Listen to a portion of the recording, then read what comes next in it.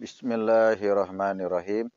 Assalamualaikum warahmatullahi wabarakatuh. Ikhwan wa akhwatu fillah yang dirahmati Allah. Alhamdulillah pada hari ini kita masih bisa terus istiqomah berkat karunia Allah yang terindah untuk terus thalabul ilmi, mengkaji ilmu-ilmu keislaman. Mudah-mudahan istiqomahan kita dicatat oleh Allah sebagai prestasi terbaik di mata Allah dan akan dapat menolong kita di yaumil mahsyar nanti. Salawat dan salam tidak lupa kita panjatkan pada junjungan kita Nabi besar Muhammad sallallahu alaihi wasallam yang tentu berkat dakwahnya sehingga kita menjadi orang-orang yang memilih kebenaran ajaran Islam, meyakininya insya Allah sampai akhir hayat hidup kita dan istiqomah mendakwakannya secara kafah. Dan tentunya kita juga berharap syafaatul uzma dari Nabi besar Muhammad sallallahu alaihi wasallam di yaumil mahsyar nanti. Wa wahwatu fillah yang dirahmati Allah, baik kita akan ngomongin masalah artis hari ini ya. Ada berita viral yang nggak aneh kalau artis itu kawin cerai ya. Bapak Muhammad Ibrahim yang biasa kita kenal dengan Mas Baim Wong itu dikabarkan menggugat cerai, permohonan gugat cerai terhadap istrinya yang bernama Paula Van Hoven ya, kalau nggak salah ya, tolong dikoreksi ya. Mohon maaf, kita bahas ini bukan dalam rangka gibah, ngegosip, tapi kita cari iktibar, pelajaran, lihat dari sudut pandang atau kacamata atau perspektif Islam ya. Mengapa kemudian rumah tangga public figure, selebriti itu nggak jauh dari kawin cerai itu yang harus kita bisa cari apa yang menjadi faktor utama yang menyebabkan para kaum selebritas, ya sebenarnya orang-orang biasa, orang awam seperti kita pun bisa aja ya terjadi kawin cerai. Cuman kalau dilihat dari sisi materi mereka cukup, kebahagiaan mereka cukup. Ya, dari sisi zohirnya juga mereka ganteng-ganteng dan cantik-cantik. Paula Van Houten, gimana nggak cantik coba? Artis putih bule. Saya aja kalau jodoh sama dia udah girang banget itu. Waduh, udah kayak apa ya? Udah kayak dapat undian lotre 1 miliar ya. Dia juga Mbak Imwong juga ganteng. Setiap perempuan pasti ada aja yang menambahkan dia sekalipun dia sudah punya istri. Begitu juga Paula, sekalipun dia udah punya suami masih ada aja laki-laki yang mau atau tertarik dengan dia. Tapi dalam Islam berpikir seperti itu adalah berpikir yang diharamkan. Membayangkan, menginginkan yang bukan hak kita adalah haram. Apalagi menginginkan bini orang. Apalagi menginginkan lakor, laki orang. Iwan wa ahwatu fillah yang dirahmati Allah. Salah satu sebab terjadinya perceraian di antara artis adalah perselingkuhan. Ya, nah, perselingkuhan ini kerap kali terjadi di masyarakat yang sekuler. Saya sering katakan masyarakat kita masyarakat yang sekuler, sehingga berkepribadian kan. Nah, jadi nggak aneh kalau ada orang rajin sholatnya, datang ke majlis taklim kemana, dekat sama kiai, dekat sama ulama, dekat sama habaib, tapi masih terbujuk atau terperangkap dalam perbuatan-perbuatan maksiat. Itu nggak aneh karena kita lahir dari sistem sosial yang sekuler tadi, memisahkan agama dari kehidupan. Pengertiannya bukannya agama itu kemudian nggak boleh ada.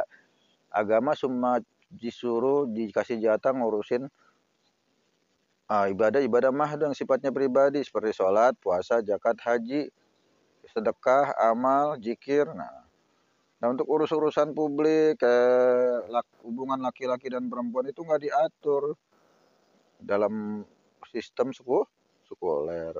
Makanya sekarang bebas. Laki-laki perempuan mau dia statusnya udah punya suami, mau dia statusnya lakor, dia statusnya binor, dia boncengan sama laki-laki lain yang bukan suaminya, dia boncengan dengan perempuan yang lain yang bukan istrinya, itu bebas terjadi. Karena apa? Karena umat Islam abai terhadap salah satu ajarannya, apa itu ikhtilat. Bahwa ikhtilat campur aduk laki-laki dan perempuan itu adalah haram, ya. Ada dua dalil ya yang saya pengen kemukakan. Yang pertama surat Al-Isra ayat 32, itu sering banget tuh disampaikan ya. Bunyinya auzubillahi minasyaitonirrajim. Bismillahirrahmanirrahim. Wala taqrabuz zina innahu kana fahisyatan wa sa'a sabila. Al-Isra ayat 32, janganlah kalian mendekati zina, sungguhnya zina adalah perbuatan keji dan seburuk-buruk jalan. Dan juga hadis Rasulullah yang berbunyi la yakhlawanna rajulun bi imra'atin illa ma'adhi mahram. Dan janganlah kalian berdua-duaan laki-laki dan perempuan melainkan ada mahram bersamanya. Ya. Jadi laki-laki itu dan perempuan nggak boleh jalan bareng, timbang jalan bareng aja makan bakso kalau nggak ada mahram nggak boleh. Itu ajaran Islam. Ya. Mahram itu siapa? Ya kalau mahram itu adalah bapak laki-laki, ya bapak ya laki-laki ya. Bapak dari si perempuan atau kakak laki-laki atau adik laki-laki dari si perempuan yang diajak jalan sama laki-laki aznab, laki-laki asing, laki-laki yang bukan mahram itu ya. Nah, itu tidak diterapkan di negeri sekuler sehingga membuat kemudian terjadi potensi untuk perselingkuhan. Ayat tadi sebenarnya itu kalau dilihat dari faktanya bukan untuk menghukumi ikhtilat ya. Jadi jadi fakta-fakta yang ada saat ini banyak. Ada yang baru sekedar chat pribadi, inbox, yang ke japri, ya DM untuk melakukan. Nah itu ngobrol-ngobrol aja chat. Kalau yang nggak ada kaitannya dengan hal-hal yang umum kayak bisnis, mau nyampein amanah suami, itu boleh. Tapi kalau sekedar nanya apa kabar, udah makan belum, dijaga kesehatannya, itu nggak boleh, itu dosa tuh. Oh laki-laki perempuan ngobrol di WA, ngobrol di Facebook, di inbox, bukan bininya, bukan lakinya ngobrol-ngobrol kayak gitu, itu nggak boleh. Kalau dalam Islam. Itulah kemudian mengapa terjadi perselingkuhan, karena aturan kita, masyarakat sekuler. Ya, apalagi media sekarang gampang banget ya. Ya, jadi banyak yang tergoda. Ya, dalil tadi ya sebenarnya tidak secara langsung menghukumi fakta-fakta yang baru saat ini. Kayak hadis tentang ikhtilat tadilah la yakhlawanna rajulun bi imra'atin, itu juga sebenarnya untuk menghukumi orang yang sering berdua-duaan laki-laki perempuan walaupun cuma sekedar ngobrol, sekedar makan bakso bareng, tetap nggak boleh. Boncengan juga nggak boleh. Niatnya mau nganter karena udah terlalu malam, itu nggak boleh. Kecuali dalam kondisi-kondisi emang sudah darurat. Si perempuan itu sudah lemah, udah nggak bisa jalan, harus diantar. Hewan wa ahwatu fillah yang dirahmati Allah. Itu ya. Kembali ke pembahasan Pak Mas Muhammad Ibrahim dan Mbak Paula Verhoeven ya. Mbak Imbuang, ini adalah kasus pelajaran buat kita semua ya. Salah satu faktor terjadinya perselingkuhan karena terbentuknya masyarakat sekuler yang tidak Islam. Nih kalau mau secara Islami diketat, nanti diatur jadi ya.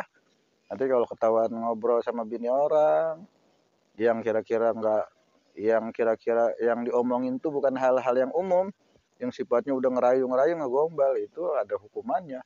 Kalau Islam diterapkan, masalahnya umat Islam, masyarakat kita masih sebagian menolak ajaran Islam. Yang gak ada masalah. Saya selalu bilang bahwa ini wacana.